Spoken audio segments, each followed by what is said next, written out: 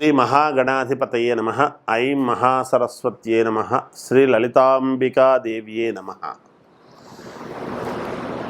ఈ క్రోధీనామ సంవత్సరము సహజంగా 12 రాసుల వాళ్లకు కూడా ఎలా ఉంటుంది అనేటువంటి దాంట్లో పండుగ రోజు అందరికీ తెలియజేసుకున్నాం. కానీ అన్ని రాసుల వాళ్లకు కూడా చిన్న చిన్న ఇబ్బందులు ప్రతి వాళ్లకు ఉంటాయి సమాజంలో. అవి పెద్దగా భూతద్దములో చూసుకొని ఇంకా జీవితంలో ఏదో అయిపోయింది, ఇంకా మాకు ఏమీ జరగదు, మేలు జరగదు, ఇప్పటికే చాలా ఇబ్బందులు పడుతూ వచ్చినాము ఇన్నేళ్ల నుంచి, ఒక్కొక్క రూపాయి ఎత్తిపెట్టుకుంటూ వచ్చి చాలా ఇబ్బందులు పడుతూ ఉన్నాము, లేదా ఒక ఇల్లు కొనాలంటే కొనలేకపోతున్నాము, లేదా ఇంకేదైనా ఒక ఉపకృతి చేసుకోవాలంటే చేసుకోలేకపోతా ఉన్నాము, ఆడపిల్లలు ఉన్నారే పెళ్ళిళ్ళు ఎలా చేయాలి అని, ఉద్యోగము కొడుకు మంచిది వస్తే బాగుంటుందని, ఇలా అనేక రకాల ఆలోచనలతో ఉంటారు ప్రజానీకం. సహజం అది. అయితే అన్ని రాసుల వాళ్లకు కూడా చాలా అనుకూలముగానే ఉన్నది. చిన్న చిన్న లోపాలు ఉంటే దాన్ని ఏదో మామూలుగా సర్దిద్దుకోవచ్చు. ప్రతిదీ డబ్బుతోనే సమస్య కాదు. ముందు మానవత్వం అనేటువంటిది చాలా అవసరం సమాజంలో. దాన్ని చూసుకొని ముందుకు వెళ్ళాలి. అందువలన ఇప్పుడు ఈ రాశి ఫలాలు అన్నీ కూడా ఎవరెవరికి ఎలా ఉన్నాయి, ఏ రాశి వాళ్ళకి ఎలా జరగబోతుంది ఈ సంవత్సరం అంతా అనేటువంటి విషయాన్ని మనం ఇప్పుడు తెలుసుకుందాం. జయోస్తు.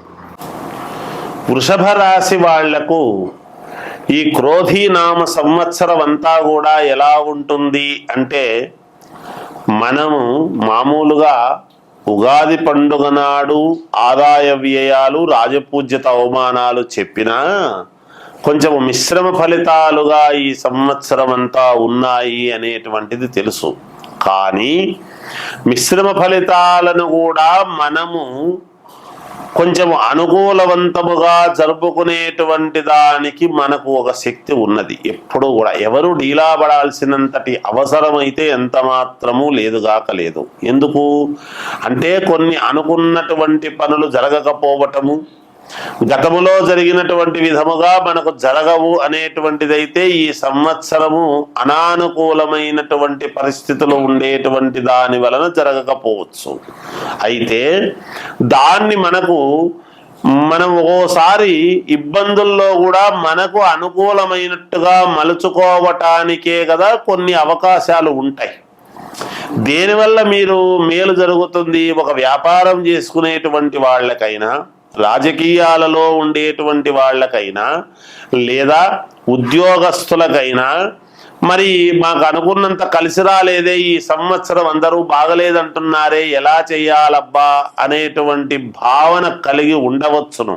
అయితే అగ్ని సంస్కరణ అనేటువంటిది ఒకటి ఉన్నది. మనము హోమాలు, యజ్ఞయాగాది క్రతువులు ఎందుకు చేస్తున్నాము? దైవము అనుకూలించటానికే కదా. అలాంటిది మనం కొన్ని హోమ కార్యక్రమాలు ఉన్నాయి.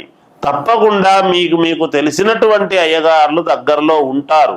ఎవరు అందరూ మా దగ్గరికే రావాలి అని రూల్ ఏం లేదు కదా, మేము చెప్పినామని. అయితే వస్తే మేమైనా చేయిస్తాం, అది కాదు. కానీ మీకు దగ్గరలో ఎవరైతే మీకు నమ్మకము ఎప్పటి నుంచో ఉండేటువంటి అయ్యగారులు ఒకవేళ ఉండవచ్చును, ఉంటే వాళ్లతో చెప్పి అయినా చేసుకొని మీరు ఒక యజ్ఞయాగాది క్రతువులు ఎప్పుడైతే గ్రహాలకు సంబంధించినటువంటిది నవగ్రహ హోమం అనేటువంటిది చేసుకుంటారో, ఈ గ్రహాల యొక్క అనానుకూలమైనటువంటి పరిస్థితులు మీకు కొంచెం అనుకూలంగా మారటానికి మేలు జరుగుతుంది గాక.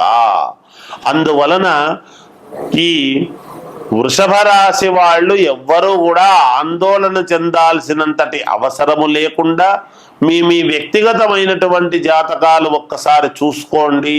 దాంట్లో అందరూ ఒకే లగ్నానికి పుట్టుండరు కదా, ఒకే సమయానికి పుట్టి ఉండరు కదా. కొన్ని గ్రహాలు అనుకూలవంతముగా కూడా మీకు జాతకంలో ఉంటాయి. కొంతమందికి బాగా జరిగేదానికి కూడా అవకాశం ఉంది, ఏ పూజలు చేసుకోకపోయినా.